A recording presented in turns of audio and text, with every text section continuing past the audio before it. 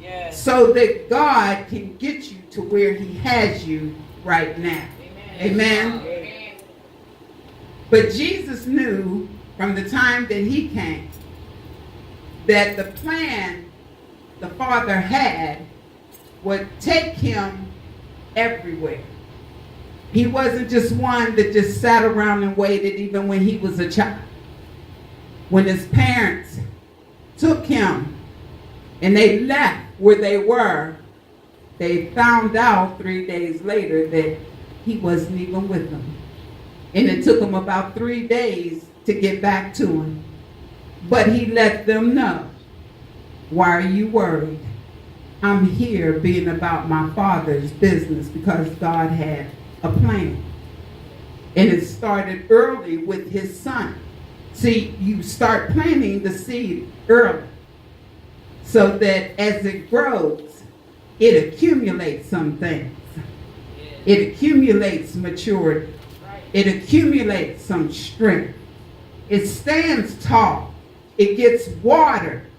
His word is like the living waters. It waters you. It feeds you.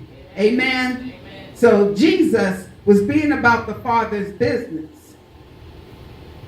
And he knew that this would take him everywhere and make him well known to every generation. That's an awesome plan. That's an awesome plan. Because here we are. Now, I don't know about you. I haven't met Jesus face to face. But I know about him. Amen. And I've accepted the fact that he's in my life. Amen. Amen. I also accept the fact that he was a man who walked places that you and I may never go. But because of the calling on his life, because of what God had for him to do, I know that for me living this life, he has a plan for me.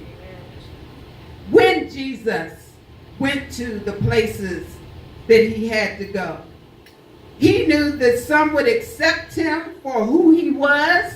They would love him.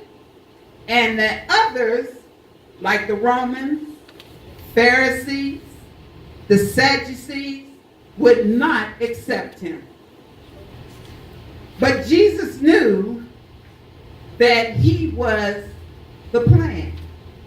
And he was in the plan. Things being laid out to go and let people know who he was in the law that his Father wanted people to understand. Jesus handpicked his disciples because they were in the plan. He didn't just go and say, eeny, meeny, miny, mo. Before they were born, it was in the plan that they would be followers with him. Amen, somebody. Amen.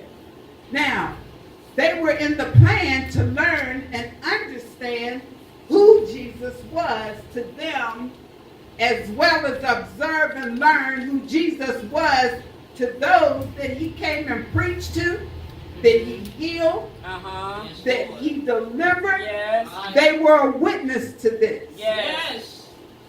He was in the plan. Amen. Now, back then, he was and still is a healer. Yes, he is. What was Jesus? He was and still is a deliverer. Yes, he is. Because he's in the plan. Yes. You know, when you have those of us who have these illnesses, let's say, we want immediate healing. But sometimes we have to wait until the Lord says, I will deliver you from this because there's a plan. See, if you don't go through, Amen. You're not being part of the plan to share your life with somebody else. Amen. So true. So true. If you don't take it and say, God, I know the plan you have for my life. She spoke it in her testimony. Yes. Amen. I know the call you have on my life.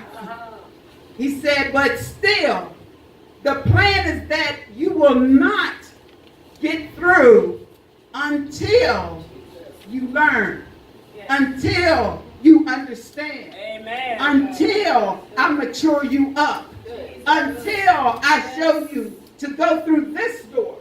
Don't go to the one on the right. Don't go to the one on the left. And don't turn around and go out the back door.